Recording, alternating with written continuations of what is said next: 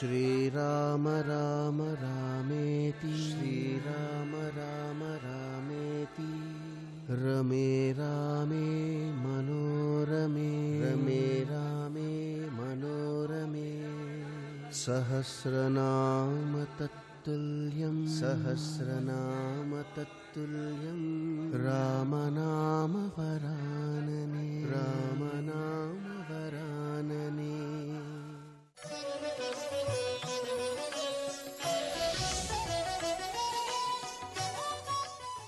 అగ్నిశాలాం ప్రవిశ్యాధ పీత్వాపహ పరిమృజ్య చ అధిత్యస్య క్రియాహేతోః విశ్వకర్మాణమాహ్వయత్. ఆచమనం చేసి ఆ నీళ్లు కళ్ళు అవి తుడుచుకుని ఒక్కసారి విశ్వకర్మను ఆహ్వానం చేశాడు. ఎందరో వచ్చారు మన ఆతిథ్యానికి, వాళ్ళందరికీ కూడా అతిథి భవనాలు సృష్టించు అన్నాడు. ఆహ్వయే లోకపాలాన్ స్త్రీన్ దేవాన్ శక్రముఖాంస్తథా ఆతిథ్యం కర్తుమిచ్చామి తత్ర మే సంవిధీయతాం. ఇంద్రుడితో సహా లోకపాలకుల్ని పిలిచి ముగ్గురిని నేను వీళ్ళకి ఆతిథ్యం ఇద్దాం అనుకుంటున్నాను, మీ అందరూ కూడా ఏర్పాట్లు చెయ్యండి అన్నాడు. ఘృతాచీమద విశ్వాచీం మిత్రకేశీమలంబుసాం నాగదంతాంచ హేమాంచ హిమామద్రి కృతస్థలాం.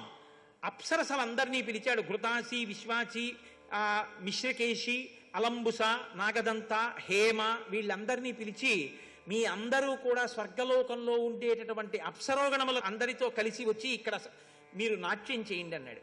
ఇహమే భగవాన్ సోమో విధాత్తమన్నముత్తమం భక్ష్యం భోజ్యంచ చోష్యంచ లేహ్యంచ వివిధం బహు.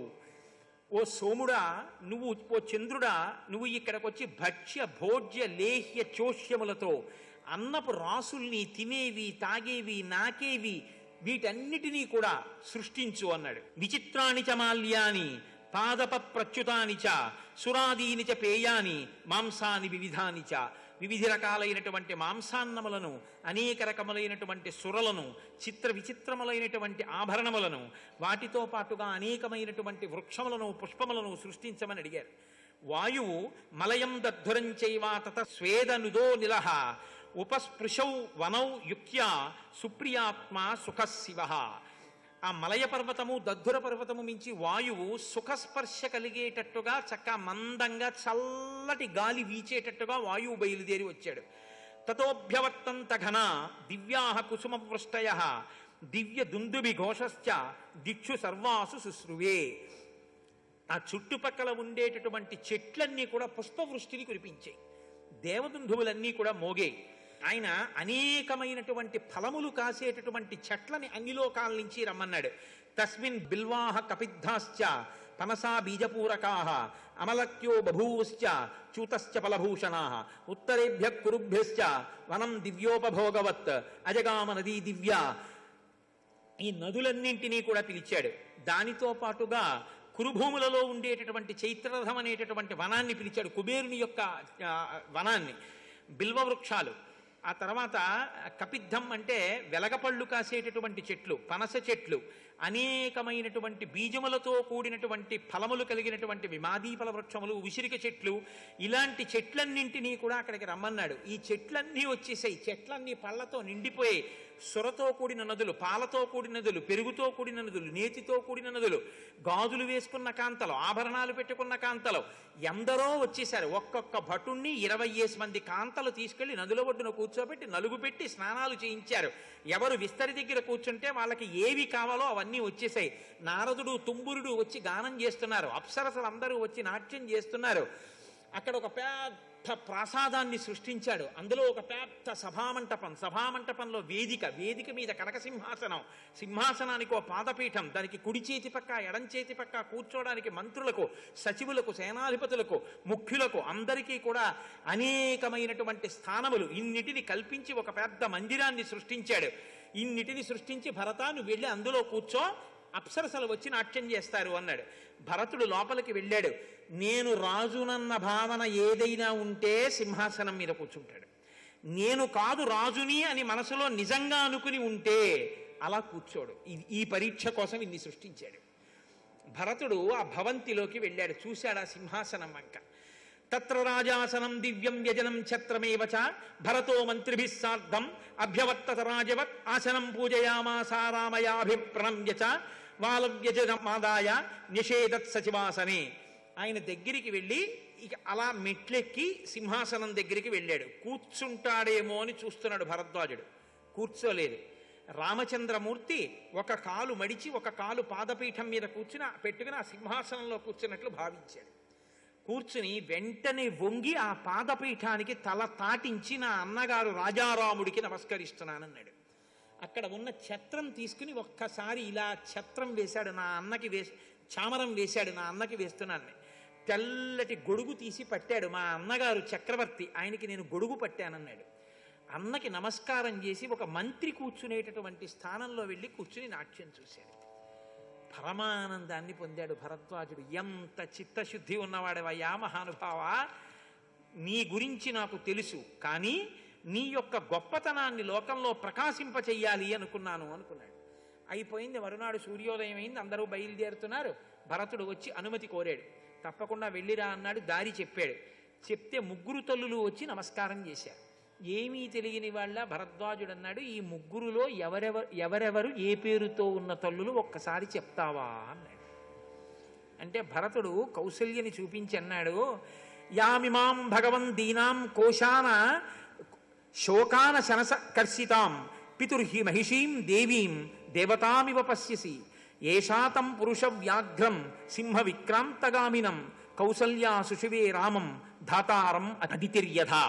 అదితి ఇంద్రుణ్ణి ఎలా కందో అలా సింహవిక్రముడైనటువంటి రామచంద్రమూర్తిని కన్న తల్లి శుష్కించిపోయినది, శోకించి బడలిపోయినది రామమాత అయినటువంటి కౌసల్య ఈవిడే అని సుమిత్ర వంక చూపించి, అస్యా వామభుజం శ్లిష్ట యైషా తిష్టతి దుర్మనాః ఇయం సుమిత్రా దుఃఖార్త దేవీ రాజ్ఞశ్చ మధ్యమ కర్ణికారస్య సాఖేవ శీర్ణపుష్పావనాంతరే ఏతస్యాస్తు సుతౌ దేవ్యాః కుమారౌ దేవవర్ణినౌ ఉభౌ లక్ష్మణ శత్రుఘ్నౌ వీరౌ సత్యపరాక్రమౌ. పుష్పాలు రాలిపోయినటువంటి గన్నేరు చెట్టు యొక్క కొమ్మ వడిలిపోయి ఎలా ఉంటుందో అలా ఉండి ఏడ్చి మలినమైన మనస్సుతో ఉండి కౌసల్య యొక్క భుజం మీద ఆనుకుని నిలబడినటువంటి ఈ తల్లి లక్ష్మణ శత్రుఘ్నులనేటటువంటి ఉత్తమమైన కుమారులను కన్న సుమిత్ర, ఈమెయే ఆ తల్లి అన్నారు. ఇకమ్మని చూపించి, యస్యాహ కృతే నరవ్యాఘ్రౌ జీవనాశమితో గతౌ రాజా పుత్ర విహీనశ్చ స్వర్గం దశరథో గతః క్రోధనామకృత ప్రాజ్ఞాం దృప్తాం శుభగమానినీం ఐశ్వర్యకామాం కైకేయీం అనార్యామార్యరూపిణీం మమైతాం మాతరం విద్ధి నృశంసాం పాపనిశ్చయాం యతో మూలం హి పశ్యామి వ్యసనం మహదాత్మనః ఇత్యుక్త్వా నరశార్దూలో భాష్పగద్గదయా గిరా సా నిశశ్వాస తామ్రాక్షో నాగక్రుద్ధ ఇవ శ్వసన్. ఎర్రబడినటువంటి కన్నులతో కోపంతో ఊగుతూ కైకమ్మని చూపించి, ఈవిడే నేను అందగత్తెననుకుంటుంది, ఐశ్వర్యం కావాలనుకుంటుంది, నా అంత బుద్ధిమంతురా లేదనుకుంటుంది, అక్కర్లేని కోరికలు కోరి నాకు మచ్చ తెచ్చి మా తండ్రి మరణించి స్వర్గలోకాన్ని పొందేటట్టు, రాముడు సీత లక్ష్మణుడు అరణ్యవాసానికి వెళ్ళేటట్టు చేసిన బుద్ధిహీనురాలైన నా తల్లి కైకేయీమే అన్నాడు. అంటే భరద్వాజుడు అన్నాడు, నిన్నందుకే అడిగాను భరత, నీ తల్లిని నువ్వు అలా నిందించకూడదు. కైకమ్మ గురించి నీకంతే తెలుసు, కైకమ్మ గురించి నేను చెప్తాను, నువ్వు జాగ్రత్తగా విను. యుక్తమైన మాట ఒకటి నీకు చెప్తాను కైక గురించి. నోషేణావగంతవ్యా కైకేయీ భరతత్వయా రాజప్రవ్రాజనం హేతత్ సుకోదర్కం భవిష్యతి దేవానాం దానవానాంచ ఋషీణాం భావితాత్మనాం హితమేవ భవిష్యద్ది రామ ప్రవ్రాజనాదిహ. ఈమె పట్టినటువంటి పట్టుదల వలన రాబోయేటటువంటి కాలంలో రామలక్ష్మణులు సీతమ్మ అరణ్యవాసం చేయడం చేత దేవతలకు ఋషులకు ఎంత ప్రయోజనం కలగబోతోంది అన్న విషయం బయటికి వస్తుంది. కాబట్టి కైకమ్మ అంత పట్టుపట్టడం వెనక ఒక పెద్ద ప్రయోజనం ఉందని భరత తెలుసుకో, తప్ప నీ తల్లిని అంత నిందించవలసినటువంటి అవసరం లేదు అన్న తరువాత చాలా సంతోషించాడు. అందరూ బయలుదేరారు. ఆయన ఎటు చెప్పారో అటుగా బయలుదేరారు. అటుగా బయలుదేరి వెడుతున్నారు. ఆ పాపం వెతకడం అంటే అంత తేలికండి. చిత్రకూట పర్వతం శిఖరానికి మందాకిని నదికి మధ్యలో ఉంటాడు రాముని యొక్క పర్ణశాల అని చెప్పారు. ఆ పర్ణశాలని వెతుకుతున్నారు. వెతుకుతుంటే దూరంగా పెద్ద సైన్యం యొక్క కోలాహలం, ధూమం అన్నీ కనపడ్డాయి. ఏమిటి ఆ దూరంగా ఏదో పెద్ద చప్పుడవి వినపడ్డాయి. ఏమిటిది చూస్తానని చెప్పి లక్ష్మణుడు రాముడు చూడమంటే అక్కడ ఉన్నటువంటి ఒక మద్ది చెట్టు పైకి ఎక్కి చూశాడు. చూసి అన్నాడు, అగ్నిం సంశమయత్వార్య సీతాచ భజతాం గుహాం సజ్జం కురుష్వ చాపంచ శరాంశ్చ కవచం తథా. అన్నయ్య తొందరగా ధనస్సు తీసుకో, అన్నయ్య నీ అక్షయ బాణ తూణీరాలు తీసుకో, నా కవచం కూడా పట్టుకురా, సీతమ్మని గుహలోకి పంపై, అగ్నిల్ని చల్లార్చేయి. ఎందుకో తెలుసా, అన్నయ్య ప్రమాదం వచ్చేస్తోంది అన్నయ్య అన్నాడు. రాముడు అన్నాడు, తం రామ పృషవ్యాఘ్రో లక్ష్మణం ప్రత్యువాచ అంగవేక్షస్వ సౌమిత్రే కస్యేమాం మన్యసే చుమూం. ఏమైందయా, ఎందుకలా అరుస్తున్నావు, ఏం చూస్తున్నావు నువ్వు అన్నాడు. అంటే ఆయన అన్నాడు, ఇచ్చినటువంటి రాజ్యం సరిపోక కైకేయీసుతుడైనటువంటి భరతుడు ఏనుగులతో గుర్రాలతో బయలుదేరి వచ్చాడు. పూర్వాపకారీ భరత త్యక్త్య ధర్మశ్చ రాఘవ ఏతస్మిన్ నిహతే కృత్స్నాం అనుషాధి వసుందరాం కైకేయీం చ వధిష్యామి సానుబంధాం సబాంధవాన్ కలుషేణాద్య మహత మేదినీ పరిముచ్యతాం అద్యేమం సంయతం క్రోధం అసత్కారంచ మానద మోక్షామి శత్రుసైన్యేషు కక్షేష్వ హుతాశనం అని. అన్నయ్య, ఇచ్చినటువంటి రాజ్యాన్ని పుచ్చుకొని తృప్తి పడకుండా నిన్ను నన్ను చంపడం కోసమని చెప్పి అరణ్యానికి వచ్చినటువంటి ఈ భరతుడి యొక్క సేనని చూస్తుంటే నాలో ఆగ్రహం కట్టలు తెంచుకుంటోంది. అన్నయ్య, నా ధనుర్బాణాలు నాకు ఇయ్యి, ఇవాళ నా శక్తి ఏమిటో చూపిస్తాను, భరతుణ్ణి చంపేస్తాను, అరణ్యవాసాన్ని నీకు కల్పించి రాజ్యాన్ని భరతుడికి ఇప్పించాలని కోరినటువంటి కైకమ్మని చంపేస్తాను, ఈ ఏనుగులన్నింటినీ చంపేస్తాను, క్రూర మృగాలు వచ్చి వీటి యొక్క పీనుగులన్నింటినీ ఈడ్చుకుపోతుండగా సంతోషిస్తాను. కాబట్టి అన్నయ్య, ఇన్నాళ్లు నా క్రోధాన్ని అణుచుకున్నానిక అణుచుకోమని చెప్పవద్దు. నేనిప్పుడు భరతుడిని తెగటార్చడానికి సిద్ధపడుతున్నాను. ఈ సైన్యాన్నంతటిని నశింపచేస్తాను. వృద్ధుడైన దశరథుడే ఎదురొస్తే దశరథుడిని కూడా చంపేస్తానన్నాడు. రాముడు అన్నాడు, పితుః సత్యం ప్రతిశ్రుత్య హత్వా భరతమాగతం కింకరిష్యామి రాజ్యేన శాపవాదేన లక్ష్మణ. ఏమన్నావు, భరతుణ్ణి చంపేస్తావు, దశరథుణ్ణి చంపేస్తావా? అందుకుని చెట్టెక్కి చెప్తున్నావా నాకు? భరతుణ్ణి చంపేసి రాజ్యం తీసుకుని నన్ను పరిపాలించమంటావా? అలాంటి రాజ్యం కావాలని నేను కోరుకున్నానా? ఏం చెప్తున్నావు పైన కూర్చుని నువ్వు? ధర్మం అర్థంచ కామంచ పృథివీంచాపి లక్ష్మణ ఇచ్చాపి భవతామర్దే హేతత్ ప్రతి శృణోమితే. ధర్మమైన అర్థమైన కామమైన నా తమ్ముళ్లతో కలిసి అనుభవిస్తాను తప్ప నేనొక్కడిని భోగం అనుభవించి నా తమ్ముళ్ళని పాడు చేయడం అన్నది నా జీవితంలో ఉండడని గుర్తెరుగు. భద్రూణాం సంగ్రహార్థంచ సుఖార్థంచ అపి లక్ష్మణ రాజ్యమన్యహమిచ్చామి సత్యేనాయుధమాలభే. నేను సత్యం చెప్తున్నాను, నేనంటూ ఏది సంపాదించినా, నేనంటూ రాజ్యాన్ని చేస్తే నా తమ్ముళ్ళ యొక్క సుఖం కొరకే, వాళ్ళ సుఖం తర్వాతే నా సుఖం తప్ప నా తమ్ముళ్ళని చంపి నేను అనుభవించడం అన్నది ఎన్నడూ ఉండదు. నేయమ్మ మహీ సౌమ్య దుర్లభా సాగరాంబర నహీచ్ఛేయమధర్మేణ శక్రత్వమవి లక్ష్మణ. అధర్మం వల్ల నాకు ఇంద్రపదవి వస్తుంది అని ఒక్క అధర్మాన్ని చెయ్యమంటే ఇంద్రపదవిని వదిలేస్తాను తప్ప అధర్మంతో ఇంద్రపదవిని కూడా పుచ్చుకోను. నాన్నగారికి మాటిచ్చి ఇప్పుడు నాన్నగారిని సత్యభ్రష్టుడిని చేసి రాజ్యం తీసుకోనా? నాకే రాజ్యం కావాలనుకుంటే లక్ష్మణ, ఒక్క బాణాన్ని ప్రయోగించి ఈ సప్త సముద్రాల మధ్యలో ఉన్నటువంటి పృథివినంతటికి పరిపాలకుడను కాగలను. కానీ నాకు ధర్మం కావాలి తప్ప ఇది అక్కర్లేదు. నీకు ఇంకొక మాట చెప్తున్నాను, నీకు రాజ్యం కావాలా? ఒక్క మాట చెప్పు. నీకు రాజ్యం కావాలంటే భరతుడు రాగానే భరత రాజ్యం ఇచ్చి లక్ష్మణుడికి అంటాను. భరతుడు ఎలాంటి వాడో చూద్దుగాని ఈ లక్ష్మణుడికి ఇవ్వడం ఏమిటన్నాయా అని కూడా అడగడు, నీకు రాజ్యం ఇస్తాడు. ఏలుకో రాజ్యం కావాలంటే. భరతుడు నా ప్రాణ సమానుడు, ఇవ్వాలంటే అన్నావు, ఇంకెప్పుడు ఈ మాట అనకన్నాడు. అనేటప్పటికీ చెట్టుపై నుంచి గబగబా కిందకి దిగిపోయి చేతులు కట్టుకుని నిలబడి తల ఉంచుకుని, అన్నయ్య పొరపాటు పడ్డానన్నయ్య నన్ను క్షమించు. ఎందుకు వచ్చాడో తెలుసా భరతుడు? అట్నుంచి తిరిగి వచ్చిన తర్వాత బహుశా దశరథుడు మరణించి ఉండవచ్చు.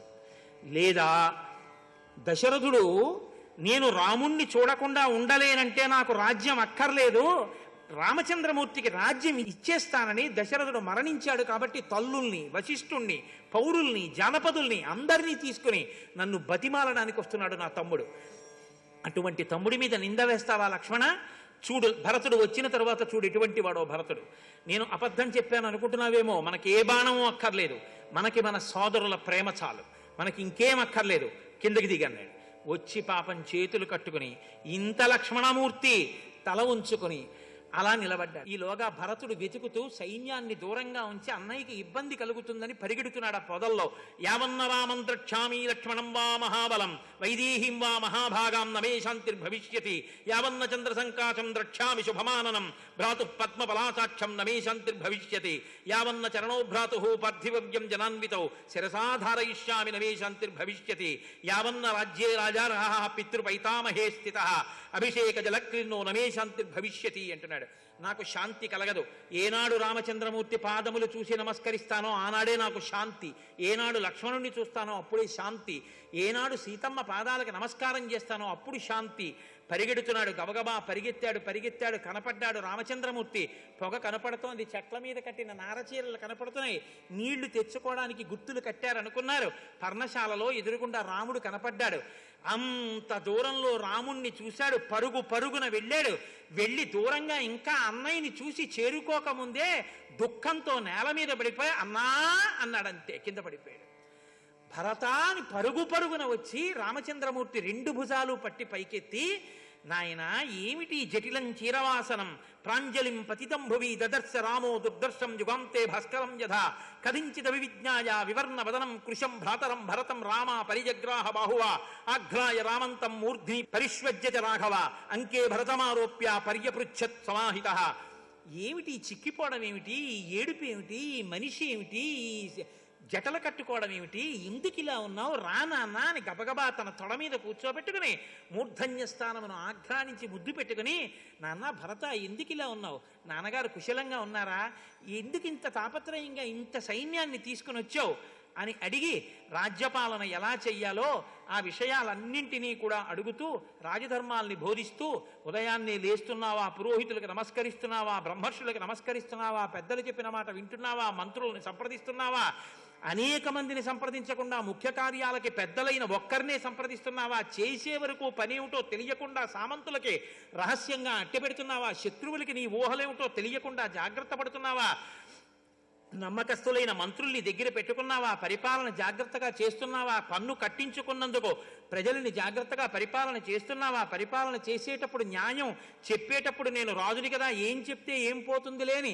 అన్యాయం చెయ్యని వాడికి కఠినమైన శిక్ష వేస్తే వాడు కన్నుల నీరు కారుస్తూ వెళ్ళిపోతే వంశం నశించిపోతుంది భరత. కాబట్టి సర్వకాలముల యందు చాలా జాగ్రత్తగా నువ్వు పరిపాలన చేస్తున్నావా, నీ ఎందు భక్తితో ప్రేమతో ఉద్యోగం చేసినటువంటి ఉద్యోగులందరికీ సకాలములలో వాళ్ళకి ఇవ్వవలసినటువంటి జీతాలు వాళ్ళకి ఇస్తున్నావా, పండితులైనటువంటి వాళ్ళతో మంత్రాంగాన్ని నిర్వహిస్తున్నావా, ఉన్నతమైనటువంటి వాళ్ళకి పెద్ద పదవులు ఇచ్చి మధ్య తెలివితేటలున్న వాళ్ళకి మధ్య పదవులు ఇచ్చి శరీరంతో సేవించగలిగినటువంటి వాళ్ళకి కింది పదవులు ఇచ్చి అందరినీ ఆదరంతో రాచకార్యంలో నీ వైపు తిప్పుకుని నడపగలుగుతున్నావా, ఎక్కడ పడితే అక్కడ చలివేంద్రాలు పెడుతున్నావా, ప్రజల యొక్క బాగోగులు చూస్తున్నావా, దేవాలయాలు నిర్మించావా, యజ్ఞయాగాదులు చేయిస్తున్నావా, దేవతల యొక్క అభ్యున్నతిని అనుగ్రహాన్ని పొందుతున్నావా, దాని వలన నీ అభ్యున్నతిని చూసుకుంటున్నావా, గొక్క తిప్పకుండా పరిపాలనకి సంబంధించిన అనేక ప్రశ్నలు భరతుడిని రామచంద్రమూర్తి అడిగేశారు.